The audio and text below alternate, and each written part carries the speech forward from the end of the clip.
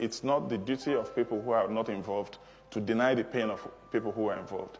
In Nigeria, there's this big embargo about Biafra. You must never talk about Biafra. We have to move on. You have to forget. You have to just move on. Forget about it. But it's not the duty of people who are not there to forget.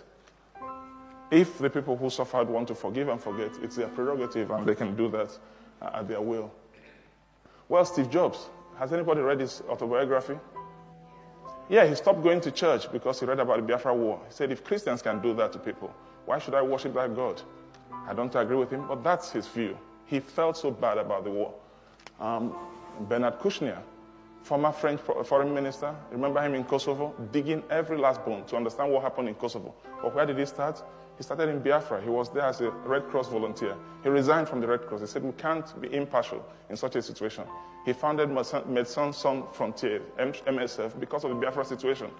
And that's what Biafra did to him. John Lennon returned his MBE to the Queen because of the Biafra war. As a protest against violence and war, especially Britain's involvement in Biafra, which most of the British public aren't aware of, because all the press, TV and radios slant all the news from Biafra. All the stuff I learnt on Biafra from journalists, off-the-cuff folks, is a different story, and I began to be ashamed of being British. And I'm a patriotic nationalist, if the truth will out, and Yoko can vouch for that. I'm always fighting about what Britain invented, radar, and what all the different things we've done. But every day I just began to worry a bit more about it, and I was going to send the MBE back anyway. I could have done it privately, but the press would have found out anyway. He would have been here a week later instead, less impact. Jimi Hendrix was playing concerts to raise money for the children in Biafra. He was raising money to feed people like me. I would have died if those flights hadn't come in. 3,170 flights in 3 years that came in with all the food we wanted because there was no way to feed Biafra.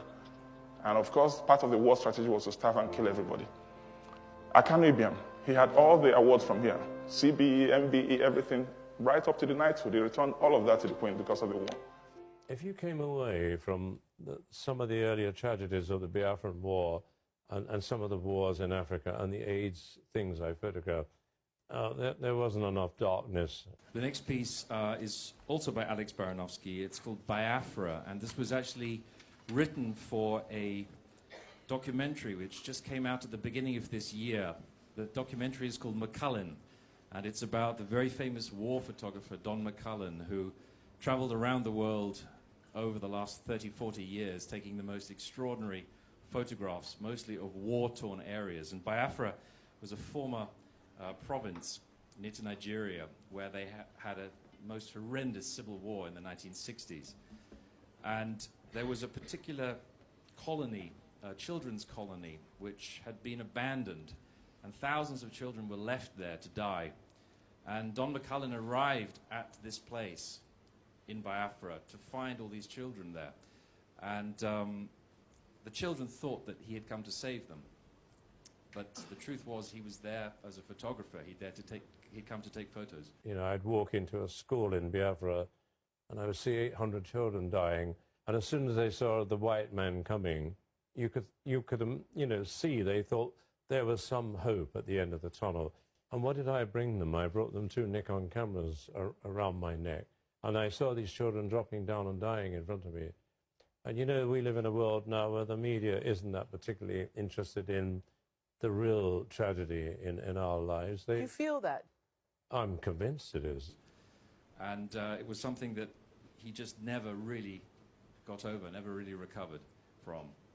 And Alex wrote this particular piece based on that, and it's in the film, which is the most extraordinary documentary. I would urge any of you to go and see it. It's just out, and it has picked up 2 BAFTA nominations, in fact, just recently.